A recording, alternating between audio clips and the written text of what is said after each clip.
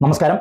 പ്രതിപക്ഷ നേതാവ് രാഹുൽ ഗാന്ധി ഒരു പ്രതീക്ഷയുമില്ലാത്ത നേതാവാണ് രാഹുൽ ഗാന്ധി എന്ന് തന്നെ പറഞ്ഞു വെക്കണം. കഴിഞ്ഞ ദിവസങ്ങളിൽ സഭയ്ക്കുള്ളിൽ രാഹുൽ ഗാന്ധി ഇരുന്നുറങ്ങുന്ന കാഴ്ചകൾ, ആ കാഴ്ചകളാണ് സോഷ്യൽ മീഡിയ ചർച്ചയാക്കിയത്. എന്തുകൊണ്ടായിരിക്കാം ആ കാഴ്ചകളെ സോഷ്യൽ മീഡിയ ചർച്ചയാക്കിയത്?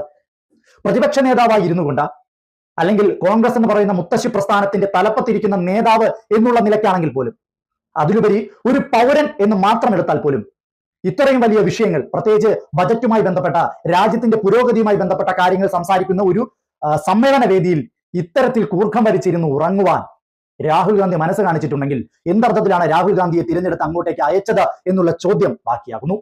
അതുമാത്രമല്ല, പ്രതിപക്ഷ നേതാവായിരിക്കാൻ എന്ത് യോഗ്യതയാണ് രാഹുൽ ഗാന്ധിക്കുള്ളത് എന്നുള്ളൊരു ചോദ്യവും ബാക്കിയാകുന്നുണ്ട്. ഈ ദൃശ്യങ്ങൾ നിങ്ങൾ കാണണം. കാര്യം, ഇത്തരം വലിയ ചർച്ചകൾ അത് സഭയ്ക്കുള്ളിൽ നടക്കുമ്പോൾ രാഹുൽ ഗാന്ധി ഇരുന്ന് ഉറങ്ങുകയാണ്. ചുറ്റും എന്താണ് നടക്കുന്നത്, തന്നെ ആരെങ്കിലും കൊല്ലാൻ വരുന്നുണ്ടോ എന്നുപോലും അന്വേഷിക്കാൻ നിൽക്കാതെ സുഖമായിരുന്നു ഉറങ്ങുന്ന, കൂർക്കം വലിച്ചു ഉറങ്ങുന്ന ഒരു പ്രതിപക്ഷ നേതാവ് ഭാരതത്തിനുണ്ട് എന്ന് പറയുന്നത് പോലും ഭാരതത്തിന് നാണക്കേടാണ്. മറ്റുള്ള രാഷ്ട്രങ്ങൾ ഇത് കണ്ടു കഴിഞ്ഞാൽ ഭാരതത്തിന്റെ എതിരാളികളുടെ നിലവാരം എത്രത്തോളമാണെന്ന് അവർ ചിന്തിക്കുന്നതിൽ എന്തെങ്കിലും തെറ്റുണ്ടോ?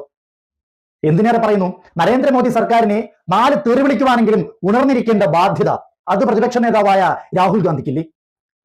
രാജ്യത്തിന്റെ വികസന പ്രവർത്തനങ്ങൾ, അതിലുപരി രാജ്യം മുമ്പ് ഏത് നിലയിൽ നിന്നു ഇന്ന് ഏതിൽ നിലയിൽ നിൽക്കുന്നു എന്നുള്ള താരതമ്യം, നാളെ രാജ്യത്തിന് എന്ത് വേണം, എന്ത് നടപ്പാക്കണം എന്നുള്ള കൃത്യമായ തീരുമാനങ്ങൾ, ഓരോ സംസ്ഥാനങ്ങളെയും ആ സംസ്ഥാനങ്ങൾക്ക് വേണ്ട കാര്യങ്ങൾ എന്തൊക്കെ നൽകണം എന്ന് ഉറച്ച നിലപാടെടുക്കുന്ന ബജറ്റ് സമ്മേളന വേദി, ഈ വേദിയിലാണ് രാഹുൽ ഗാന്ധി കൂർക്കം വലിച്ചിരുന്ന് ഉറങ്ങുന്നത്.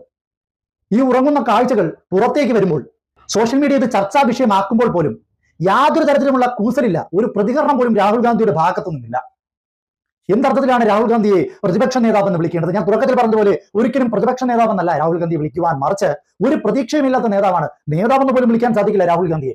ഈ നാട്ടിലെ ജനങ്ങളുടെ പോക്കറ്റിൽ നിന്നുള്ള ചുങ്കം, കരം, ടാക്സ്, അല്ലെങ്കിൽ അവർ ജോലി ചെയ്ത് ചോരനീരാക്കിയ വിയർപ്പ് കൊണ്ടുണ്ടാക്കുന്ന ആ ഒരു ശമ്പളത്തിൽ നിന്നുള്ള ഒരു ഭാഗം കാശ് കൂടിയാണ് രാഹുൽ ഗാന്ധി അടങ്ങുന്ന നേതാക്കന്മാർക്ക് ഒരു ദിവസം സഭയിൽ വരുന്നതിന് ചിലവ് കൊടുക്കുന്നത്, ചിലവ് പണമായി കീശയിൽ വെച്ച് കൊടുക്കുന്നത്. ആ ചിലവ് പണം വാങ്ങി കീശയിലിട്ട് ഒപ്പമിട്ട് തനിക്ക് കിട്ടിയ അലവൻസ് ഒക്കെ വാങ്ങി മൃഷ്ടാന ഭോജനവും ഒക്കെ നടത്തിയിട്ടാണ് ഇത്തരത്തിൽ സഭയ്ക്കുള്ളിൽ കയറിയിരുന്ന് ജനങ്ങൾക്ക് വേണ്ടി ഒരു അക്ഷരം മിണ്ടാതെ, തന്റെ നാട്ടുകാർക്ക് വേണ്ടി എന്തെങ്കിലും ഒരു വികസന പ്രവർത്തനം ആവശ്യപ്പെടാതെ ഇത്തരത്തിൽ കൂർക്കം വലിച്ചിരുന്ന് ഉറങ്ങുന്നത്.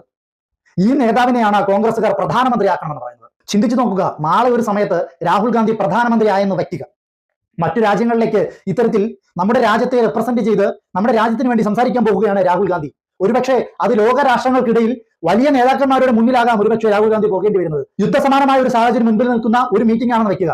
അവിടെ പോയിരുന്ന് ഇത്തരത്തിൽ കൂർക്കം വലിച്ചിരുന്ന് ഉറങ്ങിയാൽ നമ്മുടെ ശത്രു രാജ്യങ്ങൾ നമ്മളെ അടിച്ച് ഭസ്മമാക്കിയിട്ട് പോകില്ലേ? അപ്പോ ഇത്തരത്തിൽ ഒരു പക്വതയുമില്ലാത്ത, യാതൊരുവിധ രാഷ്ട്രീയ ബോധവുമില്ലാത്ത, ജനങ്ങൾക്ക് വേണ്ടി എന്തെങ്കിലും വാതുറന്ന് സംസാരിക്കണമെന്ന് ഒരു ഉത്തരവാദിത്വമില്ലാത്ത ഇത്തരത്തിൽ ഒരു പപ്പുമോൻ എന്ന് നാട്ടുകാർ പറയുന്നതിൽ തെറ്റില്ല. പക്വതയില്ല, രാഷ്ട്രീയ നേതാവാകുവാനുള്ള ഒരു യോഗ്യതയില്ല. ഇത്തരം ഒരു വ്യക്തി രാജ്യത്തിനകത്തെ വികസനങ്ങൾ പറയുന്ന ഒരു വേദിയിലിരുന്ന്, വികസനങ്ങൾ എങ്ങനെ ഇനി ഭാവിയിൽ സുരക്ഷിതമാക്കണമെന്ന് പറയുന്ന ഒരു വേദിയിലിരുന്ന് കൂർക്കം വലിച്ച് ഉറങ്ങുന്നുണ്ടെങ്കിൽ, ദൃശ്യങ്ങൾ നിങ്ങളെ കാണിച്ചില്ലേ, അതുപോലെ ഉറങ്ങുന്നുണ്ടെങ്കിൽ നാളെ പ്രധാനമന്ത്രിയാക്കണം, ഈ വ്യക്തിയെ പ്രധാനമന്ത്രിയാക്കണം എന്ന് പറയുന്ന കോൺഗ്രസുകാർക്കല്ലേ അടി കൊടുക്കുവാൻ? അപ്പോ യാതൊരു ഉപയോഗവുമില്ലാത്ത ഒരു പാഴ് വസ്തുവായി സഭയ്ക്കുള്ളിൽ ഒരു മൂലക്കിരുന്ന് ഉറങ്ങുവാനാണ് സത്യത്തിൽ രാഹുൽ ഗാന്ധിക്ക് ഇഷ്ടം.